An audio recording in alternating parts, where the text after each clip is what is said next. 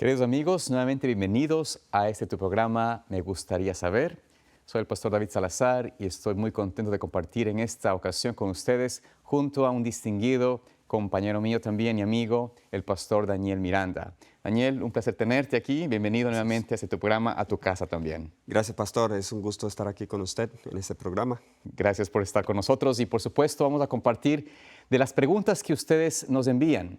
Las preguntas que ustedes allí en sus casas, en sus hogares, al estudiar la palabra de Dios, seguramente encuentran y quieren respuesta al respecto. Nosotros no tenemos ni clamamos tener la autoridad, solamente podemos expresar y compartir lo que la palabra de Dios nos enseña y esperamos de que de alguna forma podamos ayudarles a contestar sus preguntas y pueden hacerlas llegar a nuestro programa, a nuestro canal, a través de la siguiente dirección: tv@zoomtv.org. Pueden enviar sus preguntas y sus inquietudes y haremos lo posible por contestarlas lo más breve posible.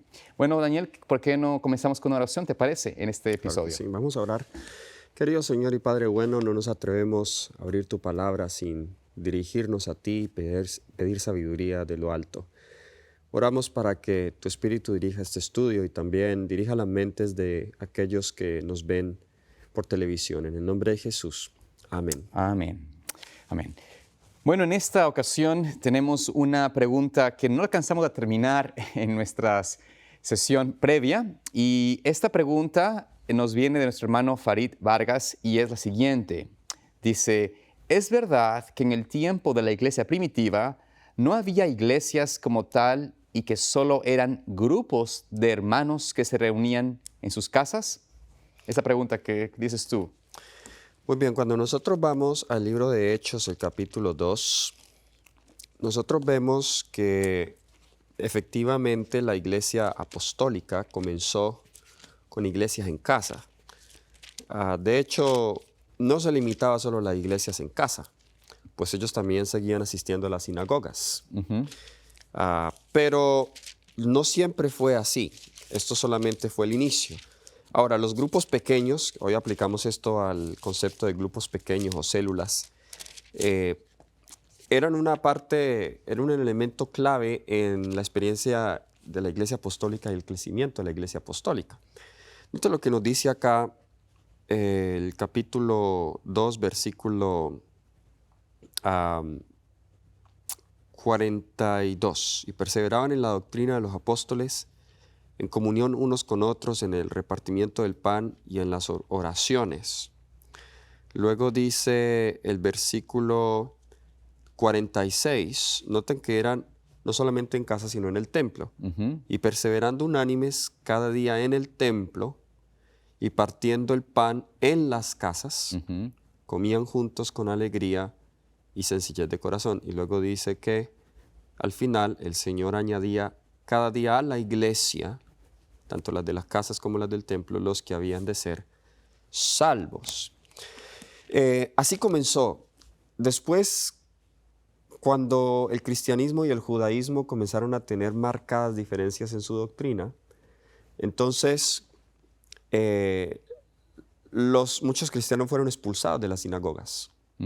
Correcto. Así que los cristianos fundaron sus propias iglesias. Antioquía, que se convierte en un nuevo centro en el cristianismo, y las iglesias a las cuales Pablo se dirige, como la de Corinto, Éfeso, etc. Ahora, cabe mencionar que las iglesias cristianas, no solamente estaban compuestas de gentiles, también habían judíos. Correcto. Que habían aceptado el cristianismo. Entonces,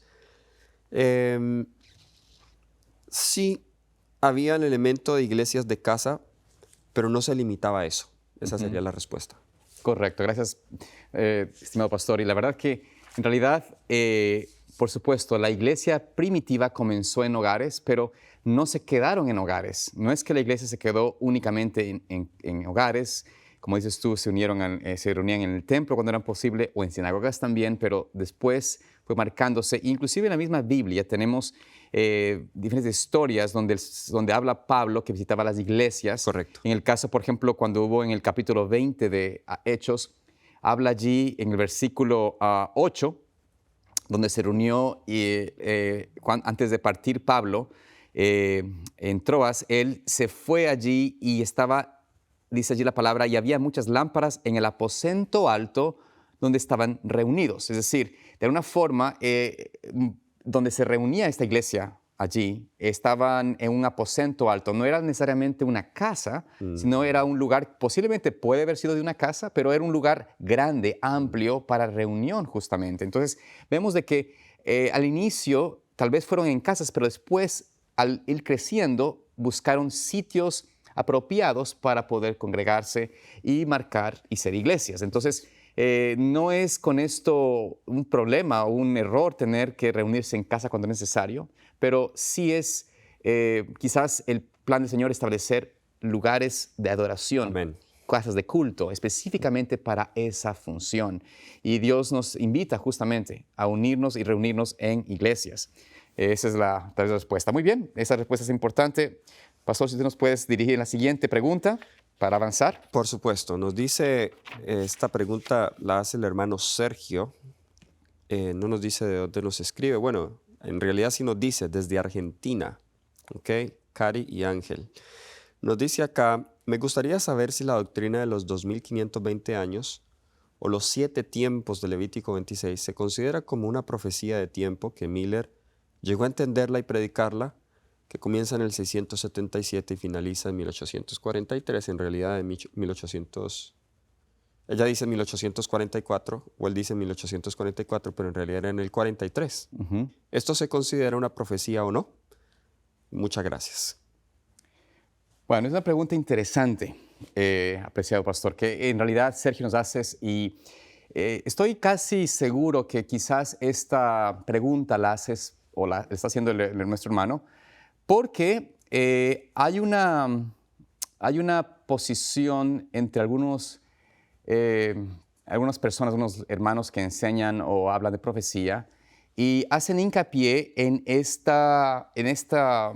este tiempo matemático, que lo llaman como profecía ellos, y que se usó, por supuesto, por el movimiento millerista para confirmar el año, la etapa del cumplimiento de los 2300 días.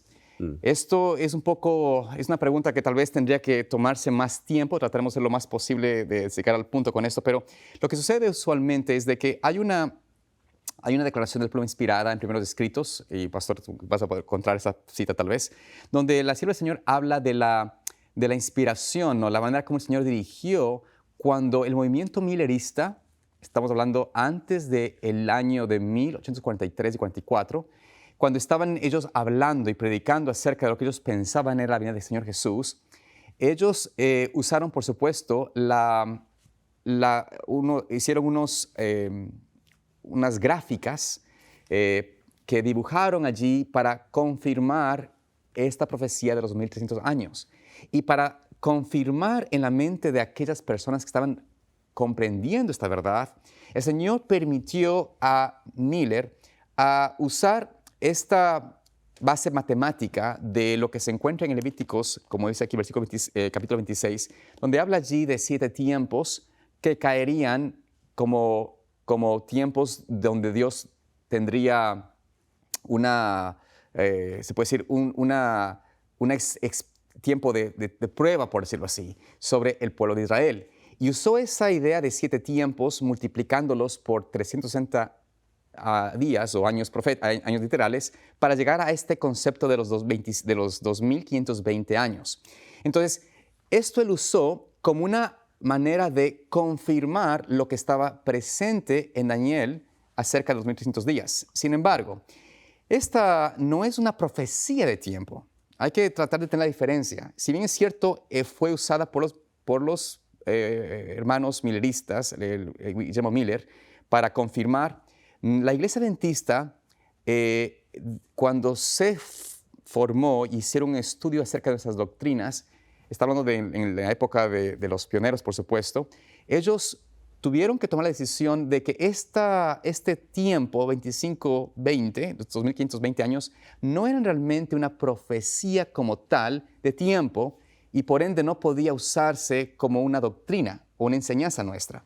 Era importante entender que fue usado como una corroboración, como una aplicación, decirlo así, que usó Miller para llegar al mismo año, pero no fue realmente una interpretación profética correcta, por decirlo así, para poder basar una doctrina del tiempo profético. Y por eso nosotros comprendemos y usamos quienes usaron esto en el inicio, lo vemos como un buen dato interesante, como una aplicación aplicable y que Dios dirigió en realidad, correcto, pero no es una aplicación profética, no es una enseñanza como una enseñanza profética. Y hay una prueba de esto, pero Pastor, si tú puedes compartir. Sí, exactamente, Pastor Salazar. La profecía de los 2520 surge de al menos dos premisas. Número uno, la primera premisa, los cuales se inclinan a favorecer esta profecía es que hay un grupo dentro de nuestra iglesia que son muy sinceros, que creen en la Biblia el espíritu de profecía y que tienen un deseo sincero de querer volver a la doctrina pura. Entonces, entienden que la Iglesia Adventista del Séptimo Día ha sido llamada a restaurar los hitos que se han perdido, como el sábado, el estado de los muertos, la doctrina del santuario, el mensaje de los tres ángeles. Pero se han incluido esta profecía como esos verdaderos hitos porque también era parte del mensaje original de los mileritas. Esa es una de las premisas de las cuales se parte. Y la otra es una cita, como usted bien hizo alusión, en el libro de Primeros Escritos, la página 74, donde la sierva del Señor dice: he visto que el diagrama de 1843 fue dirigido por la mano del Señor y que no debe ser alterado, que las cifras eran como Él las quería, que su mano cubrió y ocultó una equivocación en algunas de las cifras, para que nadie pudiese verla hasta que la mano de Dios se apartase. Ahora, ella dice acá que el diagrama de 1843 fue dirigido por la mano del Señor y que no debe ser alterado, que las cifras eran como Él quería, pero también había error en algunas de las cifras y que su mano cubrió y ocultó esa equivocación y ese error. Ahora, si nosotros leemos el contexto de toda la cita, la sierva del Señor acá está hablando específicamente en la profecía de los 2300 tardes y mañanas. Porque aquí está hablando del tiempo de gathering time and the scattering time, el tiempo de dispersión y el tiempo de reunión. El tiempo de dispersión después del chasco mirelita, ahorita el tiempo de reunión bajo el remanente. Entonces ella está diciendo el cumplimiento de 1844 marca el tiempo de dispersión, de scattering time. Pero ahora Dios quiere que nosotros nos reunamos bajo el mensaje de la palabra de Dios. Entonces, usar esta cita para decir que todo allí estaba correcto. Claro. Entonces, por ejemplo, estaba que en el año 1843 iba a venir Jesús. Claro. Quizás ese es uno de los errores a los cuales ella se refiere aquí. No podríamos tomar el cuadro como si fuera infalible. Por supuesto. ¿Okay? Número dos. Ahora, número uno, ya cuando vamos al texto. El texto que se usa, que usaron los mileritas, parte de una premisa errónea de la Biblia. Es interesante que la sierva del Señor, esta cita es un poco ambigua si nosotros la estudiamos sola. Sí, por supuesto. Pero cuando la estudiamos a la luz de lo que la sierva del Señor dijo acerca de ese cuadro, la sierva del Señor en otros escritos confirma que la cifra 1260 es correcta. Ella confirma que la 1290 es correcta. Correcto. 1335 es correcta. 2300 tardes y mañanas es correcta. Pero ella no hace alusión ni una sola vez a 2520. Por supuesto. Si esa cifra hubiese sido también tan importante, ella, ¿por qué no la incluye en otra parte de sus escritos?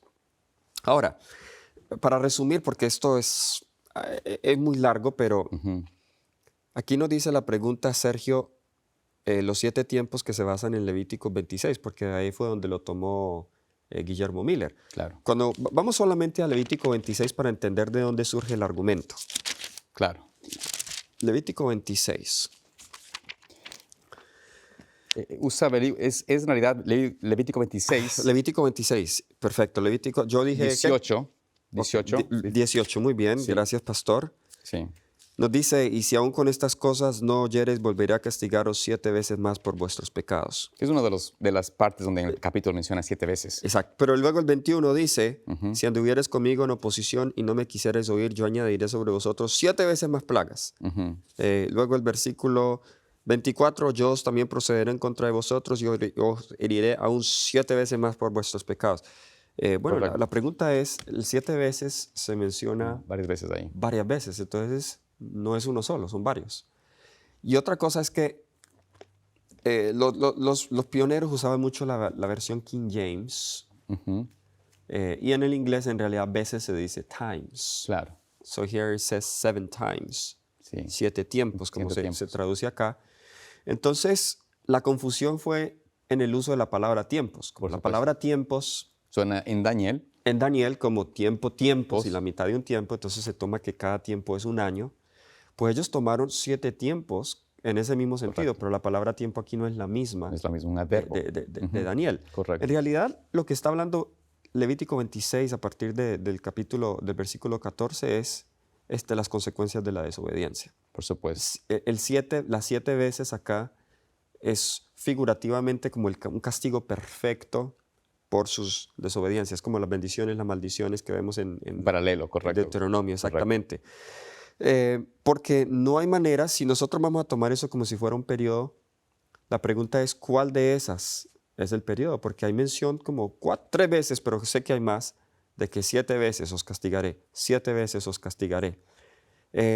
Otra cosa, y es que el año en que lo comienzan a contar, que es el año 677, ellos dicen que cuando... Ellos usan el versículo de Isaías 27:8, si no me equivoco, que llegan a esa conclusión a través de ese versículo. Si vamos allá brevemente, Isaías 7:8, mal no recuerdo, ese es el versículo que usan para hablar de este aspecto. Dice allí, perdón, no es el 7:8, estoy confundido, no es 7:8, es... se me pasó por alto, pero ella habla de Efraín y usan el concepto de Efraín. 7, está correcto, 7:8, estoy en lo correcto, estaba mal. Isaías 7:8 dice, porque la cabeza de Siria es Damasco y la cabeza de Damasco Resín, y dentro de 65 años Efraín será quebrantado hasta dejar de ser su pueblo. Entonces, ellos usan este versículo para decir de los 65 años para dar inicio a esta fecha de 677, que es lo que ellos hacen hincapié, ¿no es cierto? Correcto. Bueno, sí, tiene que ver con cautiverio. Y si no estoy mal, pastor, específicamente, yo tengo que volver a repasar lo que ellos dicen. En el año 677, porque Israel o Samaria cayó en el 722, en el año 677, vemos que el rey Manasés, es llevado cautivo por los babilonios. Tengo entendido que ese es el año que ellos se refieren. Sí. Pero la pregunta es que nada en la Biblia nos sugiere que ese año sea un año en el cual nosotros debamos comenzar un periodo profético. Porque el razonamiento de ellos es que el tiempo durante el cual el pueblo de Dios estuvo cautivo. Bueno, un año mejor sería el del año del cautiverio de Israel, si nosotros vamos a utilizar eso. Además, Manasés no estuvo siempre cautivo allá, él fue restaurado de nuevo. Por supuesto. Y los reyes que siguieron después de Manasés siguieron reinando. Fueron años después a los cuales Judá también es llevado cautivo por Babilonia. Así que, en realidad, ni el punto de inicio, ni el texto, ni las profecías paralelas de Daniel, ni tampoco el espíritu de profecía sostienen. Claro. Ahora, mi problema, si alguien quiere creer en esto, tiene la libertad de creerlo. El problema conmigo el problema para mí, la preocupación de este movimiento, es que aquellos que lo enseñan lo han elevado a tal importancia. Ese es el problema. Que aún lo han creado como un dogma, que los que no creen en esto, pues no son parte del remanente. O ellos han creado incluso su propia organización en torno a esta doctrina, lo cual creo que ya es exagerar el punto. Por supuesto, y algo que nosotros tenemos que, para mí, algo que confirma sin lugar a duda de que es un error, ¿no es cierto?, tener esta doctrina o esta enseñanza como algo, como un baluarte, como algo que es esencial para nuestra salvación, es el mismo hecho de que la pluma inspirada, como bien mencionas, no solamente no dice nada al respecto, sino que la misma pluma inspirada, la inspiración de la hermana White, ella omite en la única referencia que hace a los tiempos donde Miller habla en su memoria por Sylvester Bliss, que escribió él. Sylvester Bliss fue un contemporáneo de Miller y él escribió un libro en cuanto a sus memoirs, o sea, sus memorias, ¿no?, en lo que Miller hizo. Y él entonces, una biografía, por decirlo así, y él entonces, la hermana White, en el libro El conflicto de los siglos, el capítulo 19, hablando de una profecía significativa en español, hablando de Guillermo Miller, ella cita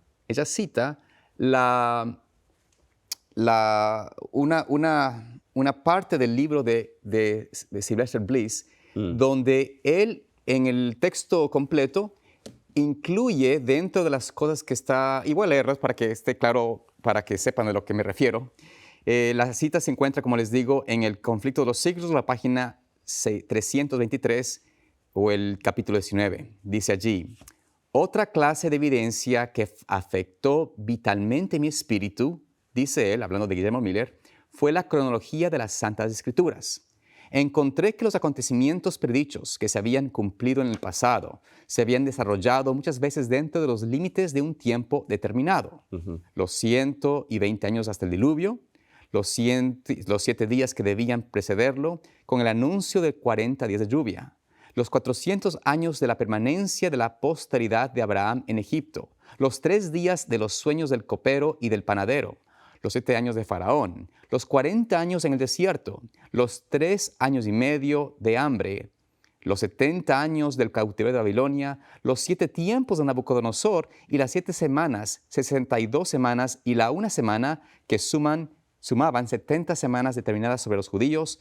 Todos los acontecimientos limitados por estos periodos de tiempo no fueron una vez más que asunto profético, pero se cumplieron de acuerdo con las predicciones. Esta es la cita que la pluma inspirada, y si ahí usted puede leer Bliss, hablando de Sylvester Bliss, lo que él escribió en cuanto a lo que Miller pensó o dijo.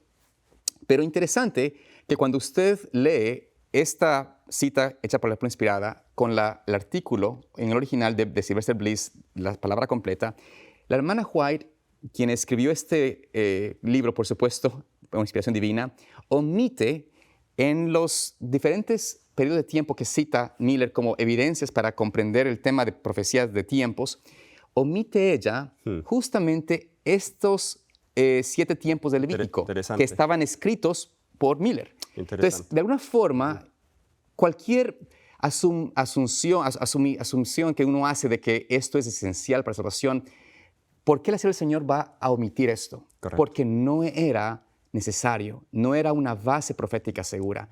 Y queremos, como decías tú, si alguien quiere pues, estudiar y leer el aspecto histórico de esto, es algo relevante, importante quizás también, pero no es algo que es necesario o importante para nuestra salvación o para comprender la doctrina de los 2300 días.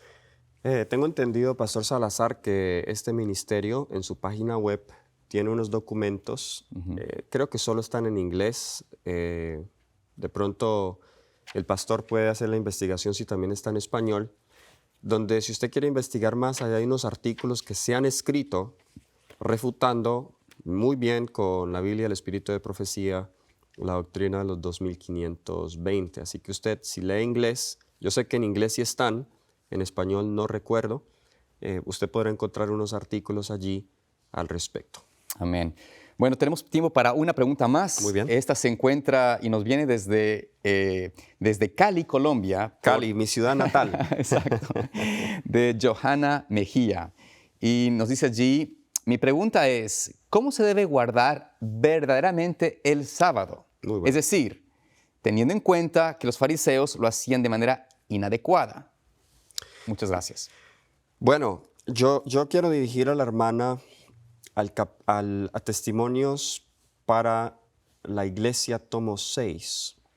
Allí hay un capítulo, no recuerdo el capítulo, a ver, aquí lo tengo. Es bajo la sección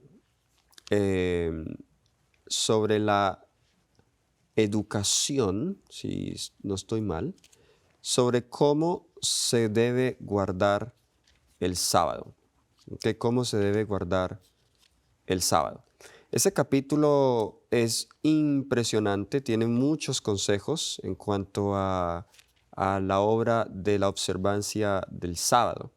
Usted búsquelo allí, creo que más bien es la sección 2, la obra evangélica, perdón. ¿Cómo debe guardarse el sábado? ¿Ok? En ese capítulo usted podrá leer cómo es que Dios espera que nosotros guardamos el sábado. El tiempo es corto, pero nosotros debemos tener cuidado de caer en sís y nos y concentrarnos en los sís y nos que tienen su lugar y omitir el verdadero espíritu sabático. Por supuesto. Por ejemplo, aquí hemos recibido preguntas en este programa sobre si puedo montar bicicleta el sábado o no. Cosas así. Pero la Biblia nos enseña en principio. Correcto. Y los principios le van a ayudar a usted a determinar esos sí y esos no. Pero aquella persona que está en comunión con Dios diaria es una persona que puede entrar en el reposo de Cristo. Porque es que el reposo sabático es más que un descanso físico. Es un descanso del alma.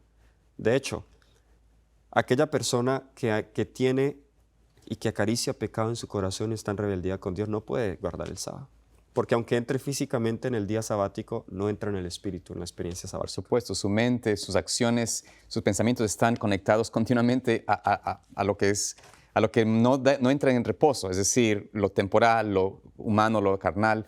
Y Dios nos invita, como bien dices tú, pastor, a buscar de la palabra de Dios qué es exactamente aquello que nos invita a entrar en el reposo del Señor. Te invitamos, por supuesto, a estudiar, a analizar, a pedir al Señor que te dirija. Y de alguna forma, nuestro deseo es que podamos continuar aprendiendo más de la palabra de Dios. Esperamos que Dios te le bendiga y aquí estaremos siempre dispuestos a escuchar sus preguntas. Dios los guarde.